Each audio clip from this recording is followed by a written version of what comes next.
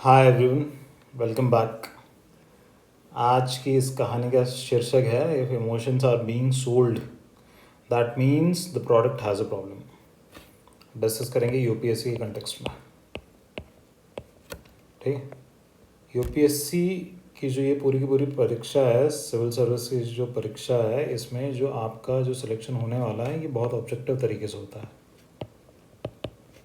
ठीक है, इसमें आप 3 स्टेजेस से गुजरते हो। पहला आपका प्री होता है, फिर आपका मेंस होता है, फिर आपका पीटी होता है, फिर आपका फाइनल लिस्ट में नाम आता है। प्री में आप ऑब्जेक्टिव क्वेश्चन सॉल्व करते हो जिसमें आपका जीएस आता है और सी सैट आता है। इस बार के पेपर देख लेना 2023 के कैसे आए थे जीएस के, सी सैट के। इससे आपको ये पता चलेगा कि आपकी जो तैयारी है उसमें क्या चेंजेस करने की ज़रूरत है, सी सैट को किस हद तक पढ़ने की ज़रूरत है। इन पेपर्स को भी हम इन डिटेल डिस्कस करेंगे बट आगे कहीं। मेंस में आप सब्जेक्टिव पेपर्स लिखते हो। ठीक है, टोटल आप 9 पेपर लिखते हो जिसमें से 7 पेपर्स आपकी इवेलुएट होते हैं। ये 1750 नंबर होता है। फिर उसके बाद पर्सनैलिटी टेस्ट होता है आपका 275 का। ठीक है, फॉरेस्ट में भी मान के चल लो ऐसे ही होता है, उससे मेंस थोड़ा सा अलग होता है और शायद पीटी में वो 300 नंबर में से होता है पर्सनैलिटी टेस्ट में। इसके बाद आपका फाइनल लिस्ट में नाम आता है। ठीक है, तो फाइनल लिस्ट में नाम आने के लिए ना आपको वो करना है जो आपके लिए बेस्ट है। ठीक है, क्योंकि आपके लिए आपका जो अटेम्प्ट है वो सबसे प्रेशियस है। ठीक है, दुनिया को बदलना है, जो भी करना है वो बाद में करना। ये आपका नाम जब लिस्ट में आ जाए ना, आपकी जब इस प्रोसेस के थ्रू आप निकल जाओ उसके बाद करना, या फिर अपने लेवल पे जो कर सकते हो वो करना। ठीक है, बट अगर कोई आपको ये कहे कि मुझ पे भरोसा करो, सिर्फ मुझ पे भरोसा करो, मैं आपका पेपर निकलवा दूंगा, ठीक है, तो उस केस में आपको क्या करना है? अगर ऐसा कोई बोलता है तो आपको पूछना है भैया कैसे। समझ आया? प्रश्न पूछना बहुत इम्पोर्टेंट है। ये जो हमारे यहाँ जो ये क्वेश्चंस पूछने की जो आदत है ना, ये ऑलमोस्ट ऐसा लगता है कि ख़त्म ही होती जा रही है। कुछ पर्टिकुलर तरीके के लोग आते हैं वही क्वेश्चन पूछ रहे हैं। अब ये कहाँ से शुरुआत हो रही है इसकी? ये आपको याद होगा, आपकी जब क्लास होती थी, आप जब छोटे से बच्चे थे स्कूल में, तो बहुत बार ऐसा होता होगा बहुत बच्चों के साथ कि टीचर से कुछ डाउट पूछना था, बट चूंकि हम क्लास में बैठे हुए हैं, इतने सारे बच्चे बैठे हुए हैं, तो इनके सामने हम डाउट पूछेंगे कैसे? कभी कभी होता था कि अंग्रेज़ी में डाउट पूछना है किसी को, ठीक है, तो हार्ट बीट्स तेज़ हो जाएगी। फिर इंसान खुद को ही सांत्वना देता है और कहता है कि आज नहीं पूछूंगा, कल पूछूंगा। फिर वो कल कभी आता नहीं है। कल ना पूरे कॉलेज टाइम में आता है, मतलब ना तो स्कूल टाइम में आता है, ना कॉलेज टाइम में आता है, ना उसके बाद आता है। बट अगर आपको यहाँ पे सिविल सर्विसेज में जाना है तो वो कल ना आज ही आना पड़ेगा, क्वेश्चंस पूछने ही पड़ेंगे। ठीक है, तो आपको आपकी सक्सेस के लिए क्या करना है? आपको आपकी सक्सेस के लिए वो करना है जो आपके लिए बेस्ट है। फॉर एग्ज़ाम्पल, अगर आप इस साल का यूपीएससी का अगर मेंस की परीक्षा अगर लिख रहे हैं, अगर आपने प्रीलिम्स अगर पास कर लिया है, तो आपको क्या करना है? आपको टेस्ट सीरीज़ ज्वाइन करनी है। टेस्ट सीरीज़ आपको किसकी ज्वाइन करनी है? टेस्ट सीरीज़ आपको ऐसे इंस्टीट्यूशंस की ज्वाइन करनी है जिसमें अब तक जितने भी, मतलब पिछले साल तक 2022 तक जितने रैंकर्स आए हैं, इन्होंने अपने रामकथा यूट्यूब पे तो डाली ही होगी।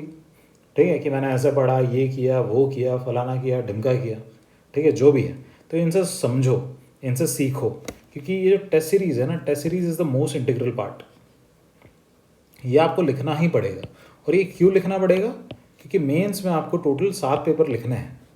ठीक है, ये हर एक पेपर 3 घंटे का होता है। ये टाइम बाउंड मैनर में इन क्वेश्चंस के आंसर लिखना, आंसर्स को इफेक्टिवली लिखना, कंप्लीट करना, और ऐसे लिखना कि शॉर्ट लिस्ट हो जाओ, लिस्ट के अंदर हो जाओ, ये एक दिन में नहीं आता।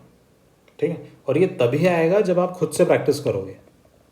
इसके अलावा ये चीज़ आपको कोई भी नहीं करा सकता। मैं बता रहा हूँ, कोई भी नहीं करा सकता, कोई भी नहीं, आपके अलावा कोई नहीं करा सकता। ठीक है, ये चीज़ ना आपके दिमाग में गांठ बांध के रख लो, ये सिर्फ आप ही कर सकते हो। और ये प्रैक्टिस कैसे होगी? ये टेस्ट सीरीज़ के थ्रू ही होगी। टेस्ट सीरीज़ के अलावा देखो, टेस्ट सीरीज़ का मतलब यहाँ पे ये नहीं है कि आपको कोई टेस्ट सीरीज़ खरीदनी है, ऐसा ज़रूरी नहीं है। ठीक है, आपको 3 घंटे बैठ के आंसर्स लिखने हैं पेपर्स के। पेपर्स के हो सकते हैं, PYQs के हो सकते हैं, सबसे इंपॉर्टेंट तो PYQs ही हो जाता है यहाँ पे। बट प्रैक्टिस होनी चाहिए, 3 घंटे आंसर लिखने की प्रैक्टिस होनी चाहिए, उसके बाद ही ये एग्ज़ाम निकल पाएगी। ठीक है, तो इस वीडियो का सार क्या है, थोड़ा सा सार ये है कि अपना अटेम्प्ट जो है, आपका जो अटेम्प्ट है उसको बचाने के लिए, उसको मोस्ट प्रोडक्टिव करने के लिए आप वो करो जो बेस्ट है। तो उसके लिए अब तक जैसे सिलेक्शन हो रहे हैं लोगों के, जो ट्राइड एंड टेस्टेड जो मेथड्स बच्चों ने यूज़ कर रखे हैं, अब तक एस्पायरेंट्स ने यूज़ कर रखे हैं और रैंक लाए हैं, ठीक है, वो मेथड्स यूज़ करो। मेथड्स वो इसलिए यूज़ करो क्योंकि आपका जो अटेम्प्ट है वो प्रेशियस है। मैंने कहीं लिखा है ये है ना, आपका अटेम्प्ट वो प्रेशियस है। ठीक है, आपके लिए तो है ना। अब प्रीलिम्स इस साल निकला है, कोई गारंटी नहीं अगले साल निकले ना निकले, और अगले साल निकल भी गया तो अगले साल तक वेट क्यों करना आपको। अभी मेंस निकला है तो मेंस की एकदम अच्छे से तैयारी करो। मेंस के लिए जो चाहिए, ठीक है, आपको कोचिंग चाहिए, टेस्ट सीरीज चाहिए, जो चाहिए लगा लो। ज़रूरी है, ये बहुत ज़रूरी है। ठीक है, ये चीज़ समझ लो। और ये मैं इमोशनली नहीं कह रहा हूँ, मैं नहीं कह रहा हूँ आपको कि प्लीज़ मुझ पर भरोसा कर लीजिए, मैं जो कह रहा हूँ वो एकदम सही है, नहीं है। यूट्यूब पे जाओ, यूट्यूब पे अभी मतलब पूरा यूनिवर्स अभी यूट्यूब पे पड़ा हुआ है। पिछले साल तक जितने टॉपर्स निकले हैं ना, सुनो उनको, ध्यान से सुनो। आपके जो ऑप्शन के टॉपर्स हैं उनको सुनो, ठीक है। GS में जो जिन लोगों के बच्चों के अच्छे नंबर्स आए उनको सुनो। कुछ लोगों ने इंटरव्यू दिया होगा अब तक, उनको सुनो, उनको एक्सपीरियंस है, ठीक है। फिर अपने हिसाब से फ़िल्टर आउट करो कि आपके लिए बेस्ट क्या है, आपके अटेम्प्ट के लिए बेस्ट क्या है, ठीक है। और फिर उस चीज़ को एग्जीक्यूट करो, क्योंकि आपका अटेम्प्ट वापस नहीं आएगा और कभी वापस नहीं आएगा। इसको ना किसी और के भरोसे मत छोड़ो। सबसे इम्पॉर्टेंट ये चीज़ है यहाँ पे, सेल्फ बिलीफ, ठीक है। भरोसा ना सिर्फ खुद पे रखो इस प्रोसेस पे, और किसी और पे मत रखो।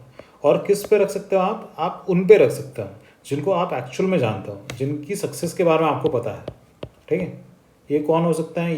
ये तो आपके या तो टीचर्स हो सकते हैं, ये या तो ये आपके फ्रेंड्स हो सकते हैं, ठीक है, जिन्होंने ऑलरेडी एग्ज़ाम दे रखा है, जो इस एग्ज़ाम में आगे वाले स्टेजेस में है आपके कंपैरिजन में, इंटरव्यू दे रखा है या फिर रैंक लिस्ट में नाम आ रखा है, ठीक है। ये हो गए, या तो आप टॉपर्स को यूट्यूब पर सुन सकते हो, ठीक है। अब देखो सीधा सा फंडा ये है, आज तक आपने जितना टॉपर्स देखे हैं एक बार उनको सुनना, ठीक है। और इनको सुनने के बाद ना एक बार ऐसा करना, कमेंट ही कर देना। कमेंट में मुझे ऐसा लिख के बताना कि ऐसा कौन सा टॉपर है जिसने राइटिंग प्रैक्टिस नहीं की है, ठीक है।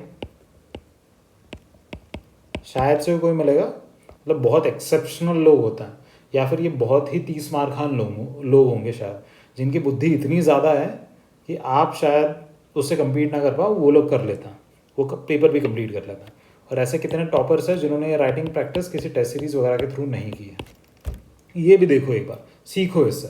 फिर ये प्रपोर्शन निकालो कि ये कितने लोग हैं, कि 1000 लोगों का अगर सिलेक्शन हो रहा है एक साल में, तो ये कितने लोग हैं जो ये without test series, without writing practice इस प्रोसेस को कर पा रहे हैं, ठीक है। उसके बाद देखो कि ये नंबर कितना आ रहा है। क्या ये नंबर 100% आ रहा है? क्या ये नंबर 50% आ रहा है? क्या ये नंबर 1% आ रहा है? क्या ये नंबर 0.1% आ रहा है? समझ रहे हो, ये इंपॉर्टेंट है। क्वांटिटेटिवली ना एक बार चीज़ों को समझोगे तब पता चलेगा कि इमोशन से दुनिया नहीं चलती है, दुनिया ऑब्जेक्टिवली चलती है। एग्जैक्टली आपको पता होना चाहिए कि अभी आप जो स्टेप लेने वाले हो वो स्टेप कहाँ पे जाएगा, नेक्स्ट स्टेप क्या होने वाला है, ठीक है।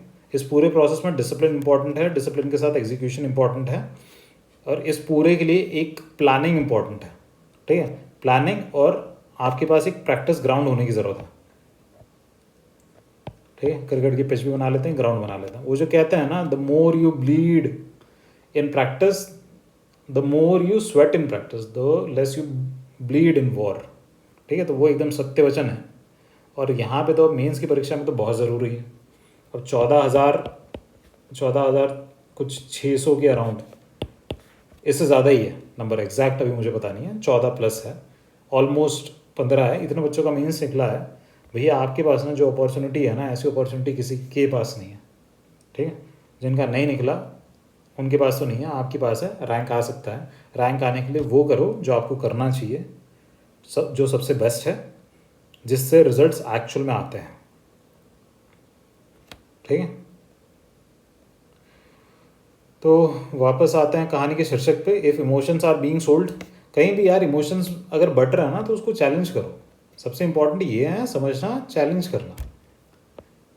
चीज़ें ऐसे नहीं चलती है, ट्रस्ट मी पे चीज़ें नहीं चलती है। आप डॉक्टर के पास जा रहे हो, ठीक है, आपको हड्डी की बीमारी है, आप डॉक्टर के पास चले गए, आपको पता चला वो आयुर्वेदिक डॉक्टर है, वो कह रहा है मुझ पर भरोसा करो मैं ठीक करा दूंगा। अब वहाँ पे तो आप कहोगे ना कि भैया मेरी तो हड्डी में दर्द कर रहा है, मुझे अभी ठीक करना है। वो कहेगा नहीं नहीं नहीं नहीं, मैं तो कर दूंगा, मैं तो कर ही दूंगा, आपको एक्सरे वगैरह करने की ज़रूरत नहीं है, कुछ करने की ज़रूरत नहीं है, मैं ठीक करूँगा। तो नहीं करोगे ना उस पर भरोसा, नहीं करोगे। ठीक है, तो यहाँ पे भी अपना दिमाग लगाओ। ट्राइड एंड टेस्टेड जो चीज़ें हैं उन पे भरोसा करो, उन पे भरोसा बस इसलिए करो क्योंकि आपका अटेम्प्ट प्रेशियस है। ठीक है, दुनिया बाद में बदलना, दुनिया एक बार जब इस प्रोसेस के थ्रू निकल जाओ, ठीक है, कहीं पे पहुंच जाओ, उसके बाद बदलना। अभी तो फिलहाल अपने आप को बदलो, क्वेश्चंस पूछो, रेशनैलिटी की तरफ जाओ, जीएस वगैरह जो पढ़ रहा हूँ, GS4 जो पढ़ रहा हूँ उसको एग्जीक्यूट करो एक्चुअल में, क्योंकि प्रश्न पूछने से ही दुनिया बदलती है, चुप रहने से नहीं बदलती, आंख बंद करके किसी को फॉलो करने से नहीं बदलती। ठीक है, और जब भी कहीं पे भी अगर इमोशंस बिके हैं, सिर्फ इमोशंस के नाम पे अगर चीज़ें बिकी हैं, तो प्रोडक्ट्स आपने ऑलरेडी देख रखे हैं, नाम लेने की ज़रूरत नहीं है। ठीक है, जब प्रोडक्ट में दम नहीं होता तब चीज़ें इमोशन के नाम पे बिकती हैं, या तो प्रोडक्ट नहीं बना होता। तो ये थी आज की राम कथा, अभी के लिए, अब तक के लिए। तो चलिए इसे एंड करता हूँ। ये सेशन थोड़ा सा स्पेसिफिकली जो सिर्फ मेंस लिख रहे हैं कैंडिडेट उनके लिए हो गया यार, क्योंकि ये ना बहुत इंपॉर्टेंट हो जाता है। जो फर्स्ट टाइम जो मेंस लिख रहे हैं उन बच्चों को एक्चुअल में कभी कभी क्या होता है कि डायरेक्शन की थोड़ी सी कमी होती है, और डायरेक्शन यहाँ पे सबसे ज़्यादा इंपॉर्टेंट है। और आपको ये पता हो ना कि क्या कहाँ मेहनत करनी है, क्योंकि जो बच्चा मेंस लिख रहा है वो मेहनत करने के लिए तैयार है, वो मेहनत करेगा ही, मतलब ऑलमोस्ट जो है वो मेहनत करेंगे। कुछ जिनका अगर तुक्के से निकल गया हो प्री, ऐसा कुछ हो, या फिर बिल्कुल तैयारी ना हो, शायद वो लोग मेहनत ना करें। उसके अलावा हर कोई अपना रात दिन एक करने के लिए तैयार है। तो इसके लिए ना सही डायरेक्शन ज़रूरी है। सही डायरेक्शन के लिए सही लोगों से डायरेक्शन लेना ज़रूरी है, जो ऑब्जेक्टिवली अपने आप को प्रूव कर चुके हैं। तो चलिए इस सेशन को अभी एंड करते हैं। इस सेशन का सार और टेक अवे आपको मिल गया होगा। अब समझदार जो है, समझदार को इशारा काफ़ी है, जिसको समझना था वो समझ गया। तो इस वीडियो को एंड करता, मिलता है आपसे नेक्स्ट वीडियो में।